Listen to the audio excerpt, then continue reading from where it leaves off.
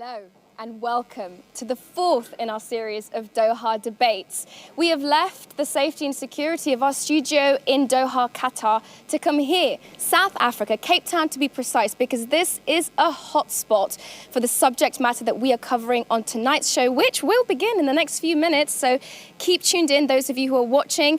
Thank you. Those of us who are going to be joining us slowly, thank you also. Now, the question that we're going to be tackling tonight is a very important one. How do we get water into everyone's hands? How do we get water into everyone's hands and how do we keep it there? As ever, this is a global conversation, and you know that because you are watching it live on Twitter at Doha Debates. But I don't. So tell me where you are, what you think. You're going to be watching a very lively debate. Do you agree with what's being said? Do you disagree? The hashtag you need to use so I can read your tweets and I can find them is Dear World. Hashtag Dear World with your thoughts, comments, perspectives and everything in between. Now, obviously this is all global and the studio audience and our speakers all matter, but I want to get the opinion of one very important person. Shahan Mankisoon, you are an anchor with your own show, The Lead. Yeah. Now, obviously, you have had to live through this experience because you're a journalist, you came to Cape Town and you covered the story. I want to know, journalist to journalist, what was it like having to live the story that you were covering? Well, it's something very different because we all take water for granted, don't we? And Cape Town was known as ground zero when it came to water scarcity in South Africa. It's a very scary reality. It's a very scary thing to do. And I experienced it because when you get here and you book into a hotel, you see the signs everywhere saying, use water sparingly because we don't have it. It's in my hotel room right now. I've seen it as well. Exactly. And the one thing that I found covering the story was the indomitable human spirit, Nelufa. People got together. Yes. Yeah, yes. They got together, they put aside their differences and they tried to help each other out by saving water so that they all will ultimately, at the end, have enough. That's amazing. So actually something that could have led to such devastation and destruction brought people together. Yeah. See, to me, I've only spent a few days in South Africa. That just seems to be the South Africa spirit. That is it. That's the South Africa and Cape Town spirit. But do you want to know what the rest of the world thinks? Yeah, I do. Roll VT. I used to love bathing, which I've completely cut out now. Not letting the tap run when I brush my teeth and only flushing when it's very necessary. I use wastewater to water my gardens.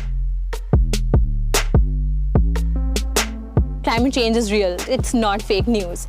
Try and get more opinions on the matter and look at it from a logical perspective. And it should carry the same weight or be of a similar priority as the economy, building the economy. Yeah, I do think so. I do. I feel like something really big has to happen. That means each and everyone has a role to play to preserve the environment. I feel like if we invest our resources in the right front and we invest in more environment-friendly technology to combat these changes, I think we can, to a certain extent, be a better world. Food for thought, right? A lot to get into. Now, Shahan has gone inside. He's trying to find his seat because our debate is about to begin. Before it does, though, I've managed to cajole a couple of willing volunteers to come and talk to me. You guys are going to be sat in the audience. I've got Tandy here and Gift as well. Hi, guys. Hi. How's it? Now, Gift, my producer has asked me to ask you what biomimicry is and how exactly it could be used to help us figure out how to produce and conserve more water.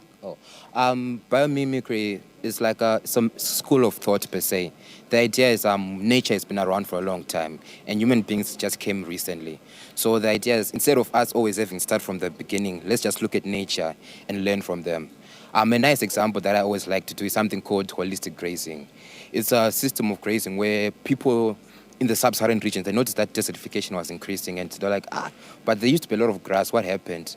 So people studied and they realized, a while back, animals used to live in large herds. Yes. And like, when they lived in large herds, it was the lions that scared them away and then they ran away. But turns out that was actually a grazing system in itself. And if you implement that artificially, you can actually just reverse desertification. So is this whole debate we're having redundant? Are you going to solve everything with biomimicry? I don't think you can solve everything per se. That's being a bit optimistic. But I do believe that there's like a lot of mechanisms in nature that are naturally like sustainable and who helps solutions. One of the reasons why I chose that specific grazing was because you reverse the desertification, you're going to allow for cleaner water in the rivers, and you're going to allow for much, much easier access. Because, I mean, it still rains. Raining changes here and there, but not that much. So because this is very, very high level stuff, and thank you guys who have already joined us on the stream. The show is about to begin, so I haven't got much time, but I can tell you're a solutions-oriented person, and we love that at the Doha Debates. What do you think, Tandy? Are you excited for the debate? What are you hoping to hear? Honestly, in South Africa, we've been having our democracy for about 25 years, and it's still so disheartening learning that people still don't have enough access to water, which is one of our basic rights, a right to water. It is a progressive right, but I mean, I don't think the government is doing enough. So today it's very interesting being here and learning. This idea of it being a right is going to become a very important feature. Now, we've barely got any time left, but this woman, she basically wrote the book on water rights, so she knows a thing or two. I hope our speakers do. I think everything is set, everyone is ready, and it's time to start the 4th Doha Debates. Dear world, we need to talk. Welcome to Doha Debates, where we are searching for solutions to global challenges.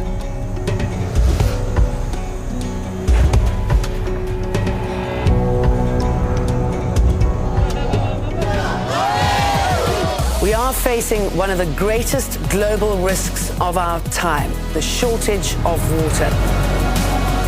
Water scarcity impacts more than 40% of the world's population. We must depoliticize the drought challenges in the Republic of South Africa. With the expectation of less water over time and more people, how can we sustain life itself? The warnings are clear. The statistics are startling. More than 2 billion people around the world do not have access to safe drinking water. Half of the world's population will be in water-stressed areas by 2025. That's just over 5 years from now. So is time running out, or can we still change the forecast? What urgent actions should be taken, and by whom? That is the subject of our debate here tonight in Cape Town. Please welcome your Doha Debates moderator, Ghida Fakhri.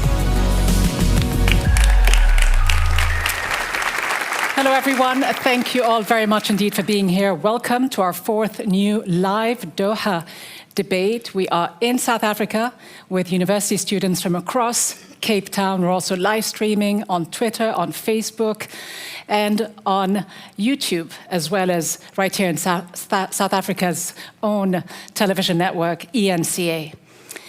Now, access to safe, clean drinking water is a fundamental human right. Yet, the United Nations says that it is one of the greatest challenges of our time, with global water usage growing twice as fast as the world's population.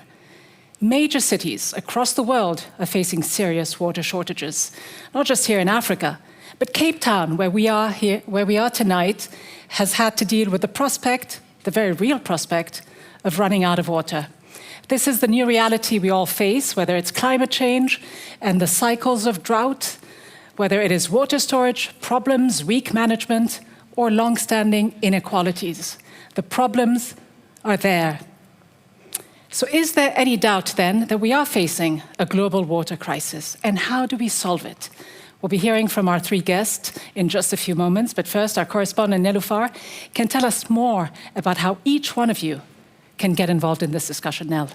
Thank you. Yes, of course, we will be listening intently to our speakers here in the studio, but this is the Doha Debates, which makes it a global one. As ever, we want to hear from you. If you use the hashtag #DearWorld, we will more readily be able to find your comments on Facebook and Twitter. And make sure you tune in and listen, comment, and tell me what you think. I will be monitoring that for you, Ghida. And I too very much look forward to a lot of participation because, as you say, Nell, this is a topic that touches so many people around the world and affects us in so many different places. What does the big picture look like? Let's take a quick look with our facts and figures. All of the water on the planet today was here before humans even existed. We have yet to figure out how to make more. To put a number on it, that's roughly 1 sextillion 260 quintillion litres of water on Earth. 97% of that is salt water, and the majority of the remaining fresh water is frozen in ice caps and glaciers. So what's actually accessible is just a fraction of a fraction. Funneling enough of the world's fresh water to where it's most needed is difficult at the best of times, and it's only going to get worse. 17 countries are under extremely high water stress, using over 80% of all the water they have every year. Usually, these countries are dry to begin with, and poor infrastructure contributes to wasted water. The climate crisis further exacerbates the reliability of the water supply, with erratic rainfall and hotter days. When droughts do hit, they can be devastating. A human can only survive a few days without water. It can take 3,500 litres of water to grow the food each person needs per day. The United Nations anticipates that 2/3 of the world's population will live in water-scarce regions by 2025. Intense water scarcity could displace 700 million people globally in the years following. The chance of cross-border conflicts over water could rise by 95% in the next century. So then, can we all afford to wait, or do we all have to act, whether it is at the global or sub-regional or local or even grassroots level? What are the solutions that will help us move forward and deal with this crisis? We have with us 3 guests who've joined me here on stage with 3 very different perspectives on what the way forward should look like and how we make sure that there is access to this basic fundamental human right to everybody in the world. And they are Yana Abu Talib, Obakeng Liseyani, and Georgie Badil. And of course, with us here as well, as always on the Doha Debates, our very own connector, Dr. Govinda Clayton. Dr. Govinda Clayton is a senior researcher in peace processes within the Center for Security Studies at ETH Zurich. Dr. Clayton's research interests include negotiation, mediation, conflict management, and civil war. As our connector, Dr. Clayton will provide guidance on identifying common ground and steering towards bridge building and consensus.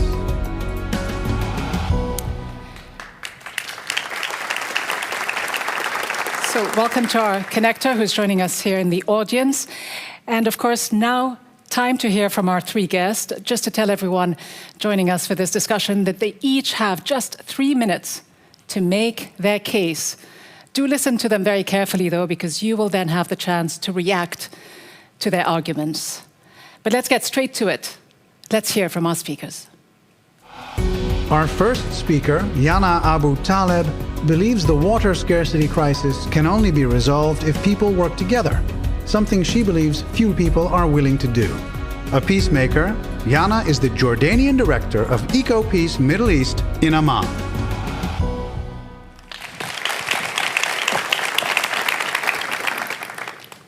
Water scarcity is real. The solution is pragmatism. I'd love to say it's about justice, or about love, or about humanity coming forward in bold ways. But it's not. It's about practical solutions in which you get people to put aside our differences, our biases, and work together to do one thing: make water available. The only way to truly resolve the water conflict is cooperation. It isn't easy. It means working with people you might not want to work with. If you really want to know about water scarcity, come visit us in the Middle East. Water is scarce. In Jordan, my country, water consumption average is 80 liters per day. Compare that to the UK at 141 liters per day. To be clear, Jordanians are not less thirsty than Brits. Water is simply less accessible. The problems do not get better by themselves. According to the UN, 97% of Gaza's groundwater will be undrinkable by year 2020. The lack of sanitation is threatening the outbreak of diseases Can anyone really still be focusing on national solutions to water issues? Really? I work in the Middle East, India, Pakistan, Kosovo, Bosnia, and other conflict zones. My organization, EcoPeace Middle East, creates models of cooperation on water issues. We address water scarcity and water availability. For example, most water resources are far away in Jordan from the centers, making it expensive to pump water. We are promoting cross-border exchanges between Jordan, Israel, and Palestine as a way of reducing the cost of pumping water. Cooperation for mutual benefit, despite our political differences. The problem do not belong to one nation, but affect the entire world. Think about the war in Syria. Consecutive years of drought was a contributing factor to the uprising. Some nations might now think and complain about waves of refugees, but the question becomes, are we learning?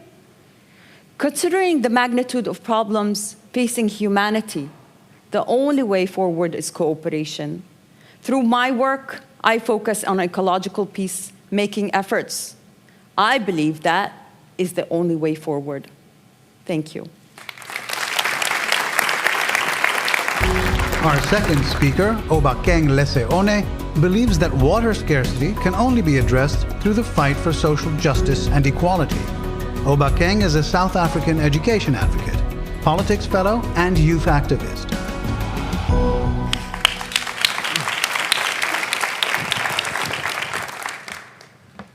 There is no water scarcity, I'm sorry to inform you.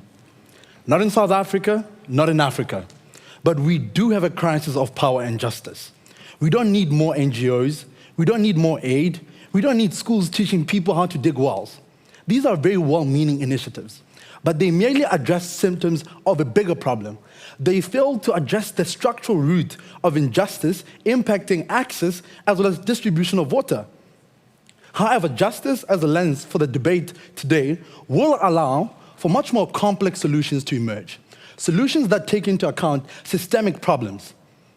Let's explore my home, South Africa, the world's most unequal country. Here, the divide between the poor and the rich is so evident, often walking distance between one another. You cannot speak about access to water without thinking about, you cannot speak about access to water as well as management of it without addressing the structural legacy of apartheid, which, by the way, 25 years later, still continues along the same racial lines as the day that it was created. In times of limited access to water, the rich are very much protected by their privilege, allowing them the exact same comforts that they used to, their pools, their showers, their gardens, while the poor really fight for survival. Water for cooking, drinking, if lucky, bathing. Ultimately, this debate tonight is about justice denied in times of crisis. When water becomes scarce, whose lives do we value the most? If we dare to be honest, systems protect the rich. The UNDP says that there is enough water in most countries, including South Africa, to meet household, agricultural, as well as environmental needs.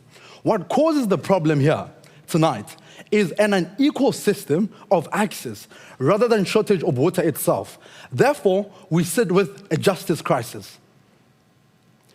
Incompetent political leadership is the primary reason for a largely ineffective water infrastructure on the continent, the African continent.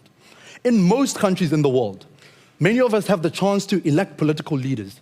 When we sit back and do absolutely nothing, when that leadership fails, we also fail ourselves. Our silence may leave us thirsty, and sometimes we may drop dead. We have to. By the way, we have no other option but to demand that there be just and equal access for those that have been structurally excluded, mainly the poor people. Leaders are elected to bridge the gaps of injustice, not enhance it for personal gain. Here's what we can do. Here's what we must do. Acknowledge that no system will serve the people that it is created for unless if we speak about the structural injustice. And that is how we get that's how we get water into people's hands. Our final speaker, Georgie Badil, believes that the global water shortage is a humanitarian crisis, demanding philanthropy. Georgie, an international model and former Miss Africa, is from Burkina Faso and is the founder and chairwoman of the Georgie Badil Foundation. There is no water crisis. There is a money crisis. And that is, as someone from a country with gold on our ground beneath our feet. But that money never goes to the people. The gold is mine, the money is made, and we do not even get access to clean water. In 2003, I became Miss Burkina Faso, and the following year, I was crowned Miss Africa. I went on to become a model for international super brands like Louis Vuitton, Marc Jacobs, Diane von Furstenberg, Zhang Toy. But just like 663 million people around the world, I grew up without access to clean drinking water. As a child, I have to walk 3 hours with my grandmother to fetch water for our family. Water is still the woman's responsibility in my country and in the much of the developing world. Everyday women like me spend 266 million hours to work for water. And that is why I started the Georgie Badil Foundation in 2015. To finance the building and repair of wells and create schools to empower women to do it for themselves. This is where the money comes in. We are teaching village women to build, repair, and maintain wells in their own village they so desperately need for their daily water. We are empowering women by teaching them and pass it on generation to generation. So far, in 4 years, we have brought water to over 270,000 people in Burkina Faso and the sub-Saharan countries. We have been working with university partners and my government to develop a comprehensive plan to deliver water to 100% of our population within 5 years. There is no doubt in my mind that the world's wealthiest nation can handle water crisis. Let's be real in here. These are the same nations that have been helping themselves with our resources for centuries. It is time. But will they finally stand up for humanity and say that no woman or girl should miss school in order to get water for a family? Right now, it is Fashion Week in New York. I could have stayed there and walk and make some money. But I choose to be here tonight to tell you that our generation wants the world to change. We need the world to change. We can do it. With money and with people like you right here in this room. It is time to trust us with the money. We will make the change. My approach is getting the money into the hands of the people on the ground. Grassroots, activists. Thank you.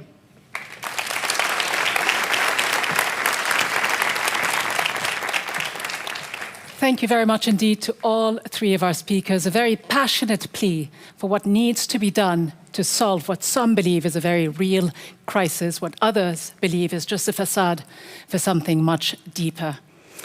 So is there a crisis of water scarcity, or is that more of an issue of structural injustice? Is it perhaps an issue of bad governance? Do we need more money to deal with this issue? Let me give you a quick recap of all three positions. Jana, who spoke first, believes that there is indeed a real crisis. She says we have to work together, that the key here is cooperation, even among traditional enemies, that the solution lies in the international system. The problem doesn't belong to one nation, she says, neither should the solution.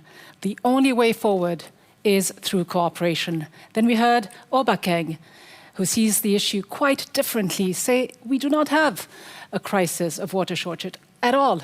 What there is a real deficit in justice, in access to water resources for the poorest in the world. He says we need to demand access for those who've been excluded structurally, that we need to make sure that we have the kinds of leaders who will be held accountable.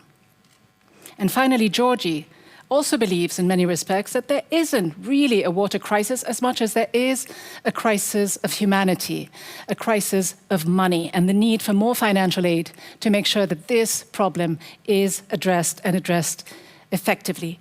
It's about empowering local grassroots organizations, the women and young girls in villages who are at the heart of this issue, who walk for hours every day, millions of hours, in fact, every day, just to get their hands on safe drinking water. It's about philanthropy and about generosity. So these, in a nutshell, are the three different positions. The question now is, where do you stand? And which of these three positions do you most closely identify with? It's time to vote. We need your input to find common ground among the speakers. We want to know exactly how much value you attach to the arguments you've heard. You have a total of 100 points to divide. You can divide them over 1, 2, or all 3 statements. To do so, simply assign points to the statements on a sliding scale.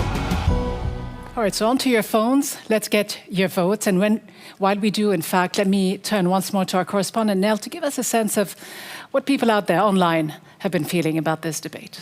Thank you, Rida. Yes, I mean, those are very powerful speeches and very powerful ways of getting across the issue of solving the problem. That's what people online seem to be focusing on. There's a big divide between people on Twitter here, at least, using that hashtag #DearWorld, asking what is the ratio between personal and public responsibility. Should it be 50-50? Is one person more responsible than a government? And then I just want to shout out to a couple of people here who have sent in photos of their viewing parties. That's a group of you who have come together to watch this crucial and important debate. We've got Matt Fanstock in Pennsylvania, USA, with a class full of young people who are watching this debate go on, and another one, Rida, in Doha, where we're used to being. More often than not, I think they miss us. They want us to come back, but the debate rages on Twitter, and we're getting some really interesting comments and questions. Great, Nelufar. Let me see now if we do have our results. I'll just wait to hear from our producer. I believe that we may have our results. Not just yet. Well, while we do wait for these results, Nelufar, are you seeing any kind of trend emerge online? Absolutely. A lot of the questions seems to be about access, which all three of our speakers talked about, Rida. Access seems to be the main point. Is it a political issue? I've got a direct tweet here from Fatima who says, "Dear world, water access should be an issue where all countries hand in hand help less developed countries. If we don't, then the world will live on and we wouldn't be able to survive past 2030. She says, "I urge the youth to speak up. It's our world, we need to save it." Rida. Right, thanks very much. And yes, I think we do indeed now have our results. Let's take a look and see which of these three positions have resonated the most with everyone who's participating in this discussion. I think there's a clear position that is a little bit further ahead than the rest, and that is that water scarcity is just a facade. Let's address the real issues, the structural injustice issues. That was the position that was expressed by Obakeng. And then we've got the issue of water scarcity being real, but the need to find pragmatic solutions and to cooperate. That was Jana's position. And finally, water scarcity is not the issue. Let's fund grassroots organizations. Georgie, your position at 28.3%. But let me just say that there is room, actually, for us to see these results move forward. And you will get the chance to do this when I actually push the boundaries a little bit and delve a little bit deeper into each one of your perspective. And that's coming up next. Welcome to the Mejlis. a traditional Arab consensus building practice. The focus of the Mejlis is to welcome critical conversations and reach solutions. Hida will encourage our speakers to bridge differences and find common ground. So we talk about common ground and bridging differences, but can we get to a position of consensus? And in fact, I'd like to know what people in the audience, and of course those of you following us online, actually think of this, because I know there are lots of university students here in the audience in Cape Town with very strong views about this hot topic. So I would urge you to please think about the position and jump in at any point. We do not want to save this bit to last, but we want to delve right into our Mejlis, our discussion part, and I will begin the conversation with you, Georgie, because I was struck by some of what you said. As you mentioned, as a young child, as a young girl growing up in your village in Burkina Faso, you had to walk for hours, sometimes up to 3.5 hours a day to fetch clean drinking water.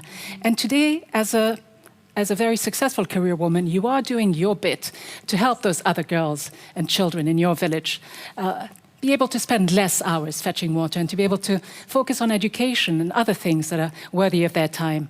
But let's face it, though, when you talk about the need for more money, more financial aid, is that really the solution? Isn't it just a Band-Aid that, as Obakeng suggested, just looks at the symptom but never really addresses the root causes of this issue, the structural injustice behind this whole issue? What do you say? Yeah, absolutely. You know, I speak through my experience, and I love that Obenga mentioned injustice. You know, because this is how I felt for years.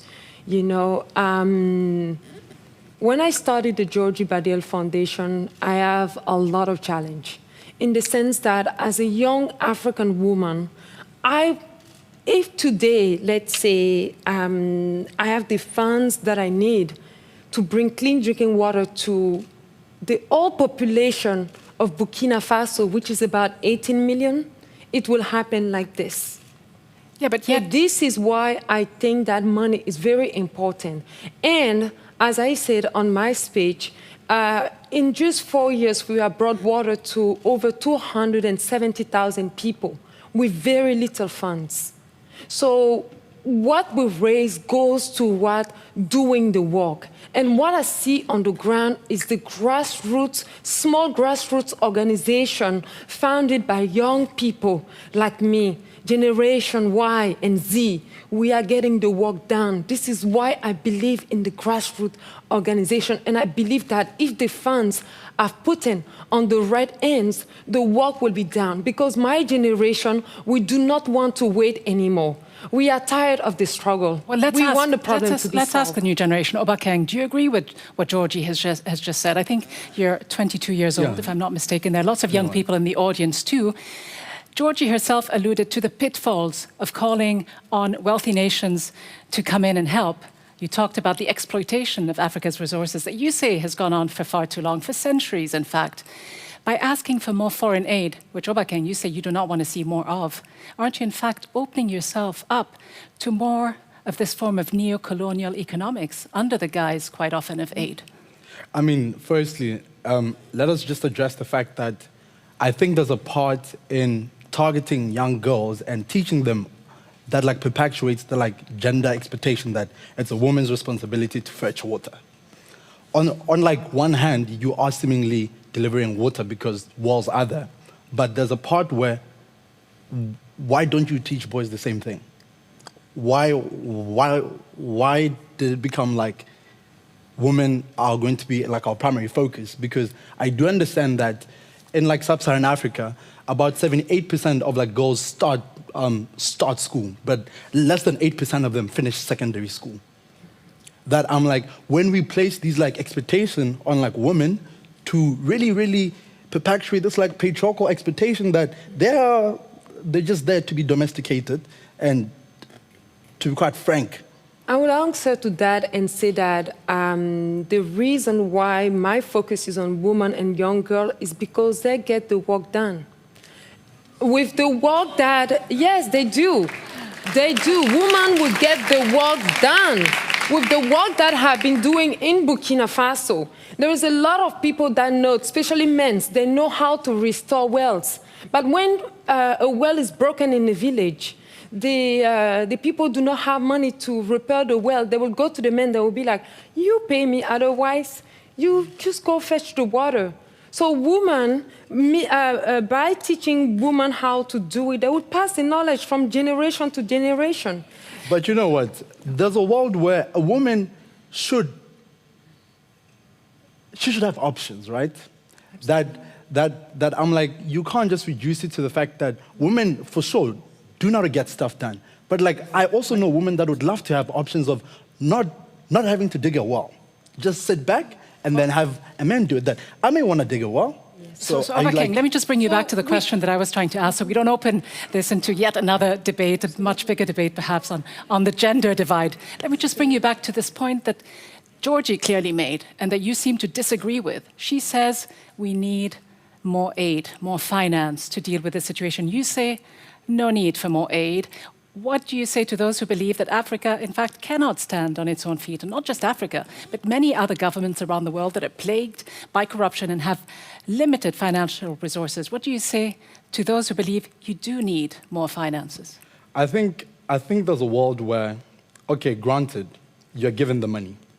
And management of it, I mean, I don't know how many like corruption scandals we like deal with, particularly on the African continent, that throwing money at a problem for me has just never been an option, because fundamentally what like some of these like international NGOs do is that the money comes with certain terms and conditions that are not disclosed.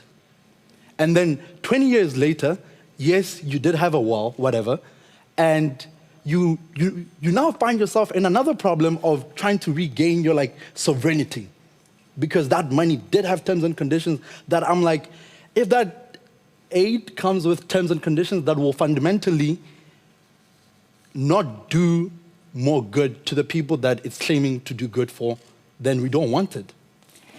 So Jana, how do you look at this conversation here, in that you clearly are the only one on stage who believes that this isn't a myth and this isn't a facade, this is a real issue, especially for countries within the Middle East, which are among the most water-stressed. Your own country, I know Jordan, is among the poorest water-resourced countries. Do you still believe that cooperation is the way forward, or that grassroots organizations and national governments should be the ones dealing with the problem? I'll always say and believe that cooperation is the only way forward. I mean, I definitely agree with both Georgie and Opakang that those are parts of the equation. Money is needed, justice is needed, but we all need to be working together, all different levels. What we do as an organization is we work on the policy level. We bring decision makers to understand what needs to happen. We equip them and we empower them with the research needed, the studies, to bring the figures and the data that will show them that projects related to water issues should happen. But we also work with the grassroots levels. We empower them with the information to understand their water realities, because they're the most affected, and at the same time, they're the only ones that will make any project sustainable for the future. And in between and in the middle, we also bring in donor money, because for Jordan and Palestine, donor money is needed. The countries can't afford to implement projects related to water and sanitation, it would have been different. It all sounds wonderful on a theoretical level. Cooperation, as you say, for the mutual benefit of everyone, a win-win situation, you argue. But is it really the case when, take the Middle East, there are very blatant asymmetries in the power structures that goes on, that exist in the region? If you just take the case of the Palestinians and Israelis and the Jordan River, which feeds so many of them, including Jordanians as well and others, Syrians, with some of the water, we know the data has shown that Israelis get 3 to 5 times more access to clean, safe drinking water than Palestinians do. can you really say there is cooperation and mutual benefit that actually delivers for everyone on an equal footing? What we want to create is that equitable sharing between people. The projects that we're working on that are solution-oriented is not looking at the big picture alone. What we're doing, instead of the politics that want to be looking at solving all the final status issues together, we're taking water as a way forward. And what we're doing is slicing it into small pieces. That's important. If you talk to the Palestinian authorities, they're saying, why are you talking to us about the Jordan River when we don't have rights to the Jordan River? Is the question of justice also important on a broader level? It's very important. Nations among peoples. It's very important to bring that water justice. And what we're calling for is we can't have except justful peace between our people. But let's, again, focus on a basic human need, which is water, and start with that.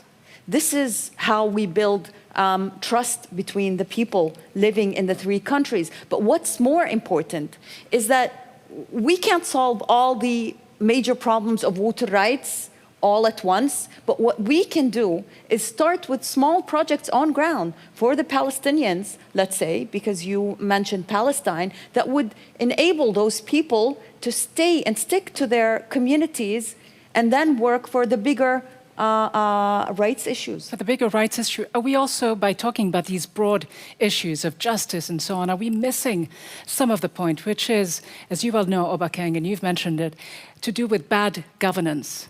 The African Development Bank said so much in the case of Africa, that it's an issue of mismanagement of resources. Do you agree? Do you agree, Georgie? What should be done on that level, on that sort of policy level? Again, I'm going to come on my standby is, to me, what I've seen from my experience is the government, especially the African government, have shown what they can do for the people, which isn't much. This is why we are still struggling. And from my experience, what can be solved? Who can solve the problem are philanthropy, activists, grassroots. These are the people that are strongly, because I am on the ground every day. And the reason for me, the reason why I focus on women is because water is a woman issue. Water is a woman problem in my country. You know, when I have to wake up at 6 a.m. to go fetch water with my grandmother, my cousin boys, my brothers were sleeping. Because they were just saying that, no, that's not the boy's problem. So for me to come in and solve that, it will take too long. So I have amazing women on the ground that I think is very important to empower them so that they can do it. And of course, everybody volunteer. So you want to learn how to build a well, you're welcome. And as you say, it will take too long to change all of these policies and put the right leadership in position, Obakeng. Would you agree? No. Isn't it better to have a philanthropist able to do the job right there and then? No. For me, the problem becomes that you can only solve for like such a small group of people. You can never do it at a national level. That I'm like, we can't afford to be apolitical about basic human rights. That the government is really mandated to like provide. That even the like province that we are in right now, you find that in Cape Town, townships use less than 5% of the city's water. And the other 95% of it goes to the suburbs, right? That I'm like, there's a deep conversation to be had here about how is it that townships have more people but get the least amount of water.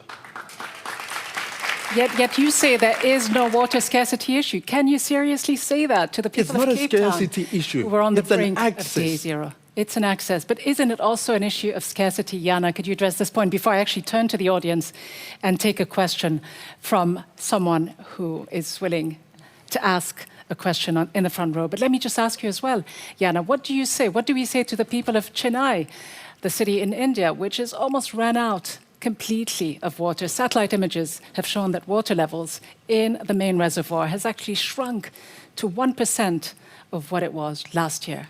So there's Is it definitely myth or reality? Yeah, there's definitely a water scarcity issue, and it's becoming even worse with the climate change. That we're all feeling it everywhere around the world. But what I would like to ask both Obakeng and Georgie is that, do you really believe that those are solutions on their own are practical moving forward? So it's only the government's responsibility alone, or the civil society as the grassroots alone? Do you think that is sustainable to move us forward? So, Georgie, we work with the government to find the real solution on how we're going to bring clean drinking water to 100% of the population. To be honest with you, as grassroots, we cannot now work with the government. It's impossible, not in Burkina Faso. But now, when it comes to funds, I strongly believe that the funds should land on grassroots organizations that will get the work done. But what about the rules and regulations then? Who will protect access, equal access to people? How will we ensure that if we don't work with the government? We work with the government. Yeah. We work together. That's what I'm saying. Okay. And you're saying... So targeted investments is what you're saying. Obakeng, do you have a quick thought on this before I go to the audience? I definitely think cooperation is important. But often in corporations, people have very, very different invested interests in it. That I would find it quite hard that someone with a very, very low economic muscle in corporations of trying to spread out resources is going to be prioritized. That imagine a world where government for me is the only force that can ensure that regardless of your socioeconomic class, that you can have access. That I'm not entirely sure that corporations that exist in some corners that we quite frankly don't know of can ensure that for every single citizen. So again, the social divides and the suspicions that it often breeds when it comes to big corporate interests. A quick question there from the audience. Okay. So introduce yourself briefly and just make your question as quick and concise as you can. Yes. Greetings, everyone. My name is Mlungisi Tsamba. I'm a Stellenbosch University student, and I'm currently standing at one question for Georgie. The question is, okay, we understand that there's a fundamental problem here on the ground, which is water crisis, as said. But then I agree with Obakeng. This is not just a crisis. This has other elements on it, which is justice, inequality, and corruption, and power. So if you're going to talk about gender roles in addressing water, we're not really solving any problem. The problem is for every single human being who consumes water. So how do we tackle that at a cost of not looking people as individuals, but at looking at the problem collectively? So how can you, as a philanthropist, address that problem as a holistic thing above just gender roles? Sorry. Yes, thank you. Thank you very much for your question. You know, in Burkina Faso, when I say we have different realities, on every country, we have different realities. In my country, Burkina Faso, water is a woman issue. And of course, on many other countries, it is. A lot of men in villages have knowledge on how to restore, for example, a well. I've been to villages where they have wells, and there is men out there that have the knowledge to do it, but they won't do it until the village actually bring the funds to do it, or the mayor comes in and do it. They will not do it. That is the reality that I have observed, and I live on the ground. That said, for me, it's very important to empower my sisters, my mothers, to do the work for themselves. Because tomorrow, if they don't bring the water home, if the man comes home at night and there isn't water, the woman will be in trouble. All right, so that's a way of me of results. solving our problems. Georgie, let's go to another question so we can make the most of the minutes left to us. Hi everyone, this is Felicia Maluleke from UWC, University of Western Cape. So to you, Georgie, you mentioned something that you're the founder of the Georgie Badiel Foundation, which requires funding, right? So on that issue of funding, how do you go on deciding who you're going to get money from, and are there like organizations that are an exception that you won't be getting money from? Yes, thank you for your question.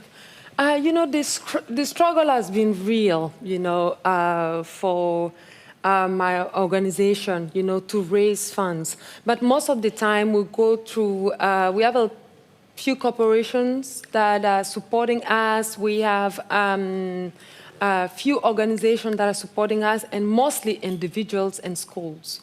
So I'm hoping to have more, you know, organizations that will come in and support what we do, because we get the work done. We bring the water to the people. We empower the people to sustain what they have. So let's see, are there any more questions for the other two speakers on stage? Good evening. My name is Monique. I'm 18 years old. As me being 18 and Obuking U22, what do we as young people exactly do to make a change? How do we demand social justice?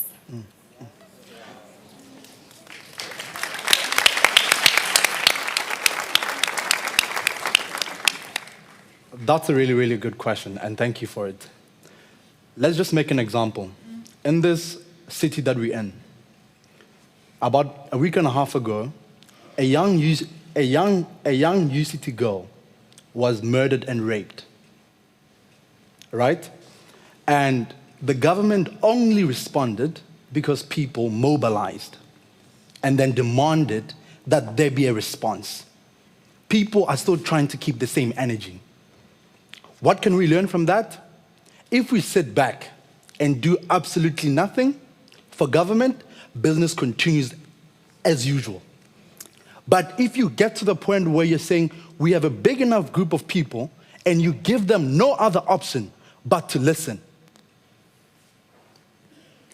Power in numbers and power in mobilization. Another question from the audience. Yes, thank you. Firstly, bonsoir and good evening. My name is Rodrigue Kabuya. I'm from the University of Cape Town. I'm also with an organization called One Africa Project. And my question is directed to Yana. I think you touched on the issue of the Palestine and Israeli issue. And I would just like to know, so one of the Doha Debates' key principles is working across differences. So how do we convince Israelis and Palestinians, for example, to even agree or listen to meet with one another? So what are the pragmatic ways that we can get this done? Thank you. Wonderful and a broad question to answer. But the first thing is, the aim for us is to really build trust. So we're very focused on highlighting the issues of the shared water resources. Working with the grassroots, first of all, we prepare people on the national levels to understand their water reality and what's happening, the challenges that are occurring around that shared water resource. For them to understand that it's shared, and without cooperation, we will not be able to move forward. We also highlight what win-win situation this cooperation will bring to enable us to move forward. On the policy level, like I said, we create research that is done by international teams, by teams from the 3 countries that support and provide decision makers with the data, with the numbers, to show that we will be creating win-win situations for all if we are to cooperate to achieve better water management for our shared resources. So as we touch on this issue of conflict resolution, perhaps a good place to bring in our connector, Govinda Clayton. We've stirred things up a little bit here on stage. Do you see much need for mediation among our 3 speakers? Well, there's always need for mediation. But I mean, I think it's been really interesting hearing all the speakers touch on a range of different topics, and there's been different positions put out there. But underlying this seems to be a lot of commonalities between everybody. So first of all, I think this kind of focus on whether or not there's a scarcity crisis, whether it's a crisis, whether it's scarcity, is perhaps not important, because there seems to be a broad understanding between everybody that there's clearly a problem and there's a range of different solutions that all need to be adopted in order to address this problem. And so I think Jana set this out quite nicely, but I think we also saw compliments from the other speakers as well, that clearly there's an ecosystem of different responses that each need to be undertaken at different levels, whether that be at the grassroots level, the national level, or the international level. Thanks very much, Govinda, for these thoughts. We're going to be checking on the pulse of this room one more time with a second vote in just a few minutes. We, in fact, have 3 minutes for 2 more questions from the audience. So let's get the first one. Hello, my name is Chantal from Cape Peninsula University of Technology. It's not really a question, but it's to stir up the conversation. With all these topics happening, where does innovation come in? Because we are a generation that's moving into innovation, and that's like the solution to most of our problems. So where does it fall in here? Thank you. Very important question. Innovation and innovative technologies. How much room is there for that? We've got people around the world, as we speak, looking at all sorts of ways to bring innovation into this equation. Georgie, to you. Yeah, I wanted to add that one thing that we also do is we partner with universities so that they can help us bring the right solution, innovative, so that the whole country, I would say, Burkina Faso is the first country that I'm focusing on, but that solution that we will find, hopefully that will help the other countries, Mali, Niger, and hopefully the whole world. But yes, we are partnering with universities to come with something great, innovative, to bring clean water to the world. Should we also be looking at old-fashioned ways of looking at this, recycling, using wastewater, as Namibians have been doing for the past 5 decades? Obaking, very quickly. Yeah, so in terms of innovation, I'll give you a very, very personal example. So last year, I moved down to Cape Town, and I was obviously looking for like a house, and then I ended up getting like a house share with like a bunch of friends. And we did something very, very, very, very, very basic. When you shower, you know that water sometimes, like a lot of water spills on the ground.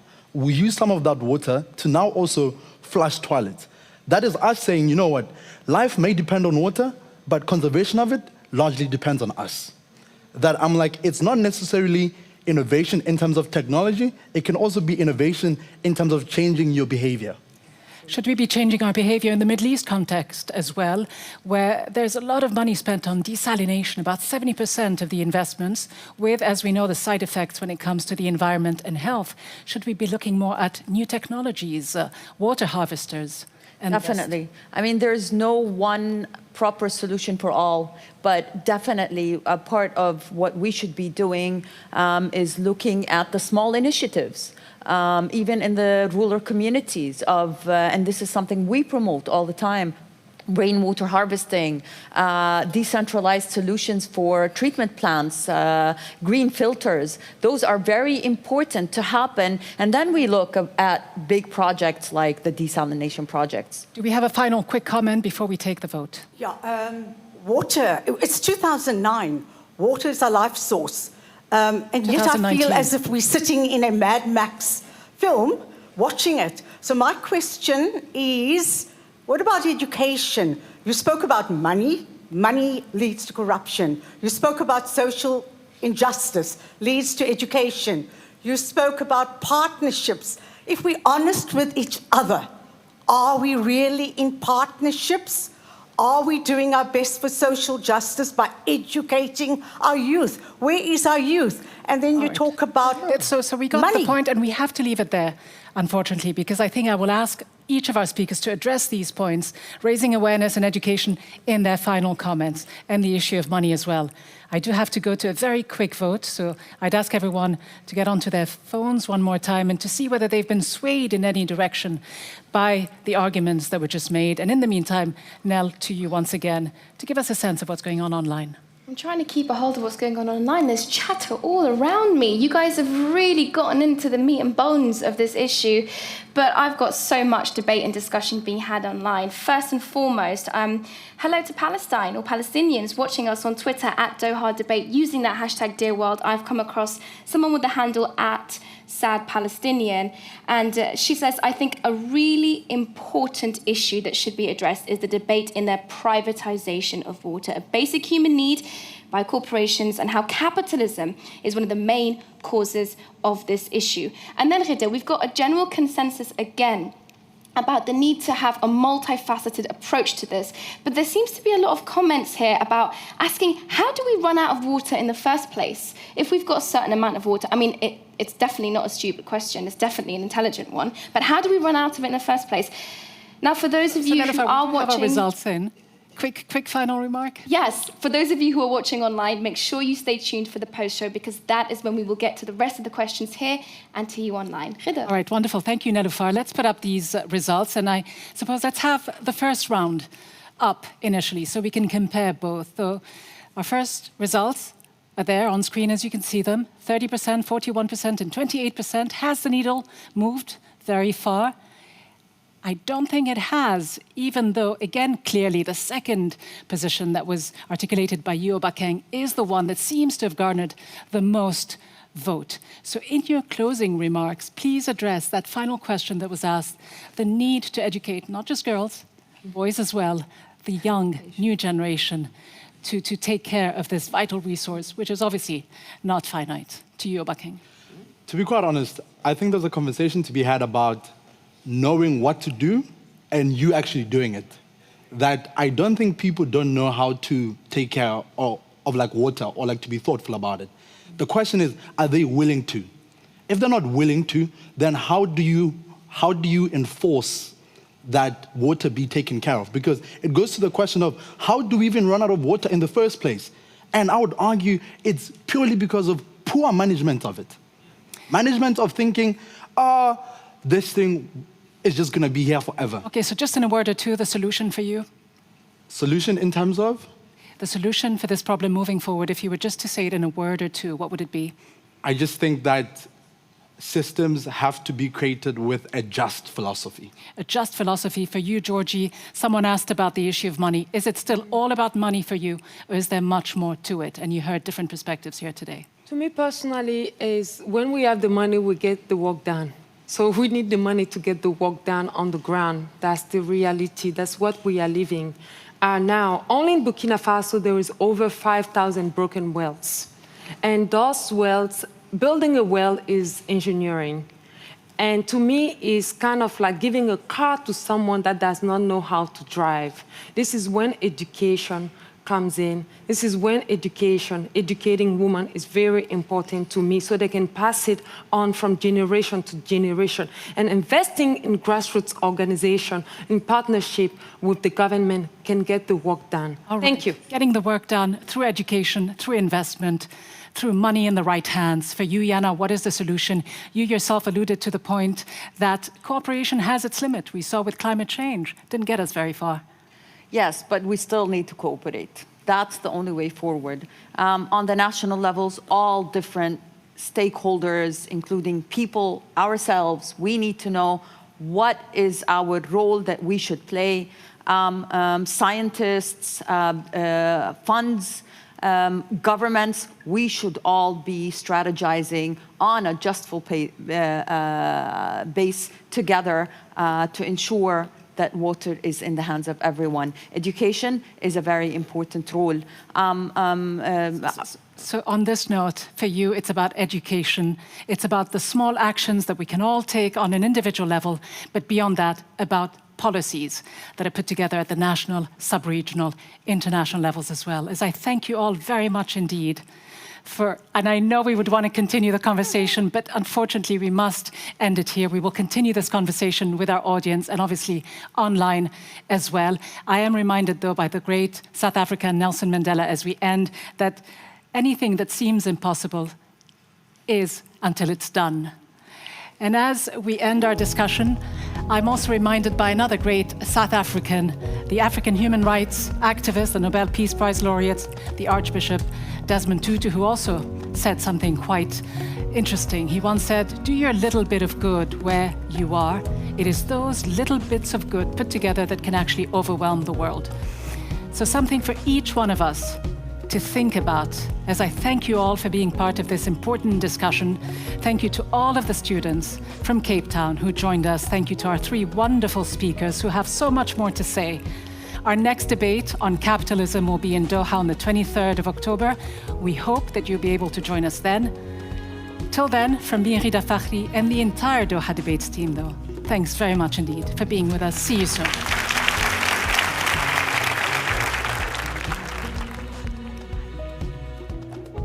Anywhere. Don't log off, please. I'm right here. You are watching the Doha Debates. This is the post-show. This is not a glitch in space-time. Yes, your buffering on your internet is working perfectly fine. I want you to stay where you are because this is, well, I'm biased, but it's my favorite part of the show. This is where we're gonna tuck into the meat and bones of what we saw on the stage and what you guys have been talking about. Because after all, we keep telling you this is a global debate. We keep telling you to send in your tweets and comments. And this is the bit where it pays off. In a minute, I'm gonna go back into that studio. We're gonna be back in the room with the amazing audience with all their brilliant questions. And we're gonna tuck into it. And we're gonna have our speakers there and a few other special guests that I've been keeping under my wing. They've been waiting to really have their say, so we're going to get involved. Remember, guys, the hashtag is Dear World. I've had some amazing questions, comments coming in, and me standing out here outside is more symbolic, really. It's to tell you that we've opened the debate up to you in the world, but this is not where we're going to have it. Oh no, we're going back into the studio. Hello, studio audience. Hi. Look how beautiful my audience are. How are you guys? Can I congratulate you for sitting patiently and quietly and eagerly standing to get your questions in? But this is a part of the show that's unscripted. We don't know what's going to be said. We don't know what these guys have been through, but we're going to get to it. Now, at the end of this show, I'm going to ask you for a bit of audience participation, seeing as I've got you in front of me. But before we come to you, remember, guys, people have been watching you all. People are watching these beautiful people to try and get an understanding of where this debate lands in the real world. Now I'm going to go to the internet and go online for you guys who have been watching on Twitter at Doha Debates and get your questions and comments to these guys. But before we do, let's go around and reintroduce ourselves. We've got Dr. Govinda Clayton, of course, my friend and colleague. You've been listening, and I've been seeing you like scribbling notes like a mad person, just like trying to hear everything everyone was saying. We've got Yana as well. Georgie, you're standing right there, and Obikeng, you are sat there. Now, you all look a bit scared and nervous. Do they not look a bit slightly terrified? It's me, it's my effect. I'm going to jump over here. Let's start with you, Georgie. Yeah. How do you feel sharing in such a personal way? Because I'm from Kabul, Afghanistan, and we have water refugees right now. Okay, this isn't a nice debate that everyone can have in a cool room in a studio. This is lived experience. Put your hand up if you know someone or if you yourself understand what it's like to live in an area or go through water scarcity or water stress. Just put your hand up. That's right. I'm like half. Yeah.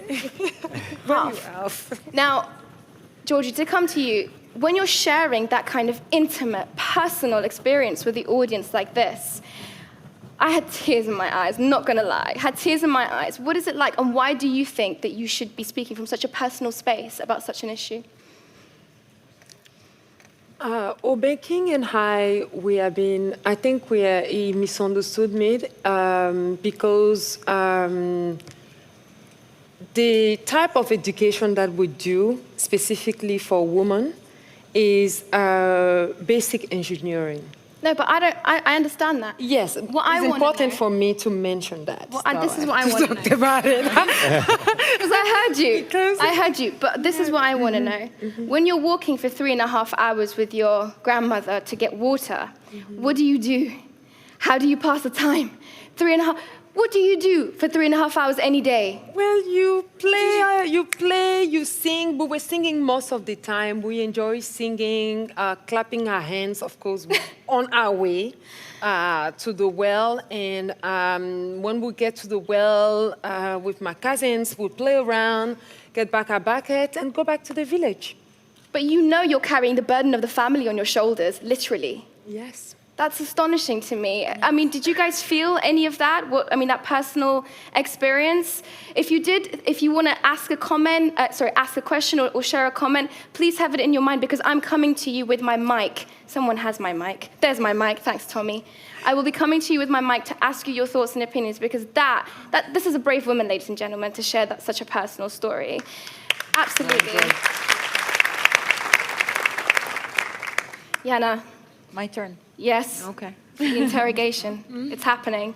A lot of the comments that were coming in online, they were not forgiving. They were mostly talking about how easy it is to pass these problems off as individual problems. If we all do this for 10 minutes, if we have a short shower, if we don't eat meat, we can do our bit. You're working with some of the biggest political problems on earth, okay? On a bad day, what's a day in the office for you? When you're just like, I cannot deal with this issue anymore. Water crisis, no water crisis. The Israelis and the Palestinians will not sit down. How do you deal with that personally? It's never easy for me. And but what keeps me going is the simple fact that water is a basic human right. And what I want to see, maybe not in my lifetime, but for my daughter and for the future generations, is peace. We deserve to live in peace. We deserve to be moving freely. We deserve access to water. We deserve equitable. Jana, we deserve all these things, but there are people who live in war-torn countries like mine. We deserve to live, but we can legally be shot and killed. So is water a human right? That's the big question of the day. This guy who studies this sort of stuff, Dr. Clayton, what is a human right? What is it that Jana is so passionately advocating for? Well, I mean, I'm not a human rights expert, first of all. I'm a conflict resolution expert. But, I mean, there's lots of different ways you can think about human rights, but most commonly, human rights are defined by the international community, often through international legislation. And certainly the UN has passed at least 2 resolutions that define water as a human right. I think perhaps part of the problem is that with international legislation, it's all about implementation. And so if you have this legislation, but there's no enforcement body, then I'm not quite sure what you're going to do. You're nodding your head vigorously, young lady. Yeah. Stand up for us. I'm going to come to this side of you. Okay. Stand up. Introduce yourself very quickly and tell me why you were nodding as vigorously as you were. Hello, everyone. This is Nasibi Chibata from UWC. I'm nodding my head because, yes, as much as we can want to collaborate, we can want to put in money into all this, but, the issue is that people are greedy. Right. We can agree to say that everybody is greedy, and we need to work on collaboration. Sounds cool. It sounds cool. But we have been implementing that since 1982. Mm-hmm. UN tried to implement that for environmental issues, but then it's not working. Mm-hmm. We need more practical issues. We need issues that are working on the ground. And governance is one of the issues, but we need something more practical. We need everybody working together. Education needs to be installed in the youth, and everything, everybody has to use a holistic approach. I think that's what I want to say. This is all great, and we could definitely, thank you for your comment, all hold hands right now, stand up, sing Kumbaya, wish for water rights. No, we could, right? We could. Who here thinks that water should not be a human right? Okay, settled. We sorted that out really quickly. The question then remains, and my online audience, those of you who are watching on Twitter right now, you've been really explicit in wanting to get this point. In fact, you've been shouting at me from the 4 corners of the world. I've got comments here from India, I've got comments, as I said, from Palestine, we've got comments from South Africa as well, and all of you seem to be saying the same thing. If water is a basic human right, why can it be owned and privatized? If water is a basic human right, why can it be owned and privatized? Who wants to take that on? Which one of you? I can start because we need to deliver that water, because it costs so much to deliver that water to each and every one of us. You didn't have water in your house last week, did you? Yes. You ran out of water, didn't you? I ran out of water for 2 weeks, and I had to purchase private tankers to fill in our tanks that we have to install on our rooftops to be storing water to use for the rest of the week, because we get water once a week in Amman, and that's the capital of Jordan. Right. But we need to privatize, managed by the government, so it should be private companies that are really cleaning the water for us, delivering the water for us, managed by the government. But this is, it should be privatized, basically. Water should be private. But just in terms of delivering that water to people. That's a controversial perspective. Water should be privatized. I got a lot of people here definitely speaking up. I'll come to you guys in a sec. I can see some of your hands going up and I will get to you. But I want to read some of my favorite comments online, because online is where you can be a bit dumb and stupid, guys, and it's absolutely fine. You're hiding behind a keyboard. I've got a couple of really fun questions. Sandeep in India, studio, says the best way to conserve water is to stop flushing 5 to 9 litres for 100 ml of urine. What do you do then? Do you like only half flush, or do you just let it, if it's yellow, let it mellow? I don't know what that particular advice is, but thank you, Sandeep from India. Hi, thank you for tuning in. We've got another one, and I'm not really sure who wants to tackle this one, or maybe one of you guys who are passionate about it. Where's Gift? Where is he? Is he still in the audience? Oh, yes. There he is.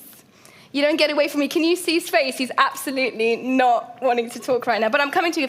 Giff, I have a really interesting question. This is from Goodbeard. He says, quote, "This might be a dumb question, but where does the water go? How do we run out of it? And what can you, as a student of the future, do to kind of tackle these issues?" Yeah, it's an interesting question. I can't say it's dumb. The water doesn't really go anywhere. Per se, let's see. All right, I guess if you think about from the water cycle, like you said, 95% of the water is everywhere, and we've got rivers, but all rivers eventually end in the ocean. Mm-hmm. So, like, we have a small amount of water, and a good portion of it is just going back to where we can't really use it nicely. Oh, so it's basically being trapped in wastewater or water that we can't then access and drink. Yeah, sort of. That's why things like maybe wells are nice, because you've got underground reserves, or if you can have good rivers, because at least if you've got a nice river that's not as shallow, then you've got more water catchment, and that just makes it more practical. It's not like the water disappears, it's just there, but you just can't use it. It's painful. It's there, but you can't use it. Now, here's my thing, guys, and this is one thing I've been saying to the entire Doha Debates team, and last night, Govinda and I went for dinner, and we decided something. Water rights is not sexy.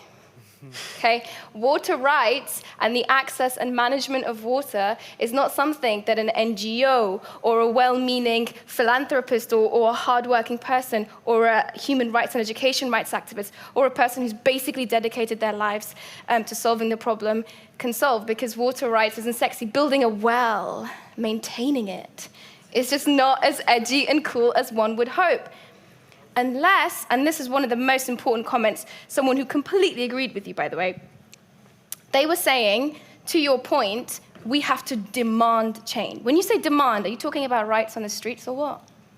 I mean, I think if it boils down to that, let that be. I mean, if it works, do it, right? Is that if you know that your government listens, if you go to the street, go. Clap your hands if you agree with that.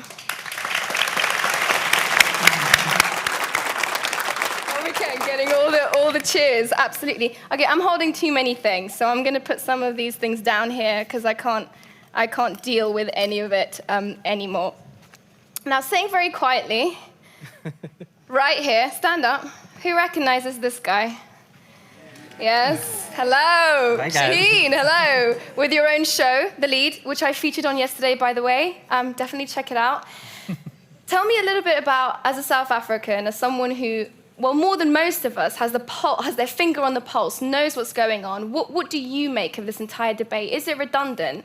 Can we change anything if we can't get the attention that water rights deserves?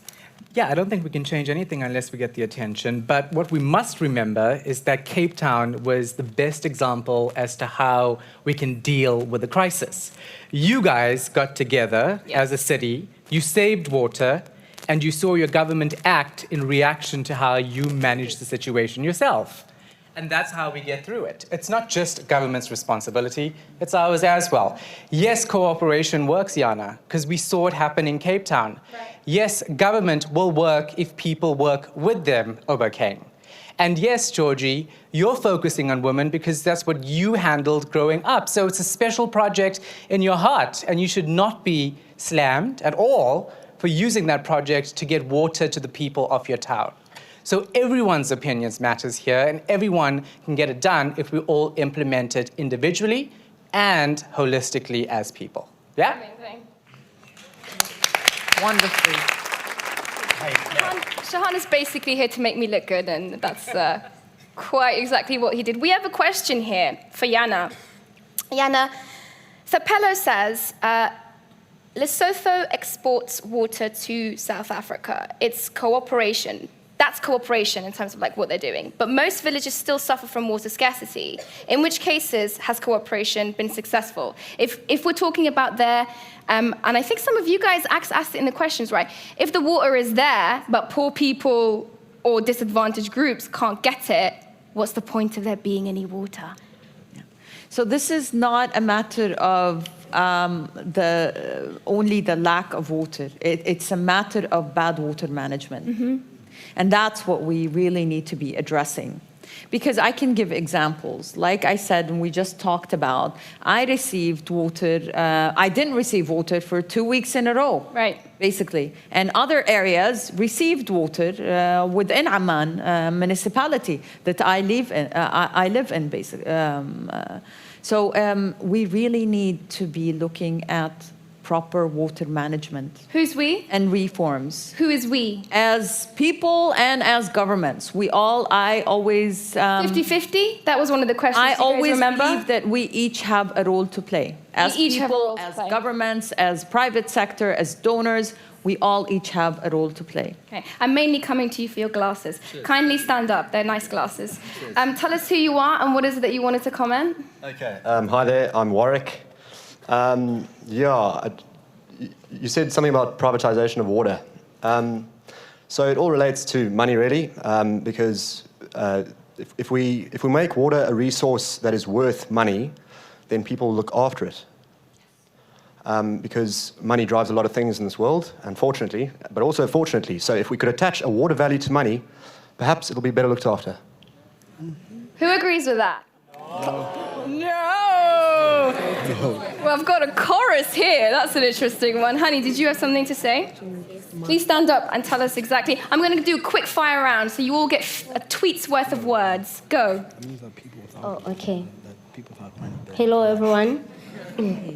My name is Nomawetu Jabani. I'm from the UWC. I'm doing a PGCE. I'm a teacher, by the way. Shine. Oh, my question, it's not a question, it's a comment. It's directed to Obakeng. Obakeng said that the problem is not the availability of water, it's the accessibility of it. Mm-hmm. But we are staying in South Africa. Mm-hmm. South Africa, which is one of the most unequal countries in the world, whereby Obakeng knows he's from South Africa. He knows about a province called the Eastern Cape, whereby people do not have water.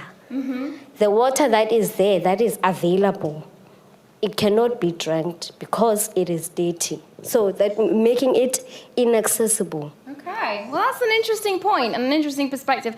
Guys, was there some clapping? Yeah, you can clap. You can clap. I don't have much time left here for this debate, but definitely you guys know you can stick around. You're lucky enough. Unlike our online audience, who we're going to have to say goodbye to soon. You guys are lucky enough to be able to stick around and put your questions to our gifted and talented and amazing speakers. But it's time for me to wrap up. And I'll wrap up by saying this. All of our speakers have mentioned that we can do one thing ourselves to make a difference, whether it's choosing not to eat a hamburger for dinner tonight and saving about 2,500 litres of water, not flushing a toilet and saving 9, or having a short shower and saving 200 litres. All of us makes an impact. So I want you guys to stand up if you can make a pledge, a personal one, to do something about this grave and properly global issue. If you agree, I want you to stand up. Stand up if you can do a pledge. Oh, look at you beautiful people. Yeah, clap. And sit down. Wow. Doesn't that feel great? That feels good. I feel jazzed. I'm going to leave the very final comment to my colleague, Dr. Clayton. Do you think this is a problem that we can solve? Is this a conflict in the future that we can avoid between one another? Well, actually, so it's really interesting. When you look at the academic research on scarcity, what we find is there's two potential outcomes. One means that when you have scarcity, it can lead to conflict. Another, as we had a perfect example of here in Cape Town, scarcity can actually lead to new forms of cooperation. So absolutely is a conflict that can be solved. Guys, thank you so much for entertaining me. Thank you for your thoughts, your comments, all the way from India, Cape Town, Palestine, and many, many more that are coming through our feed at Doha Debates. Yes, we do have a debate coming next month. But before that, I'd like to thank you all. Thank you to our amazing team, and thank you to our speakers. Thank you for watching the Doha Debates.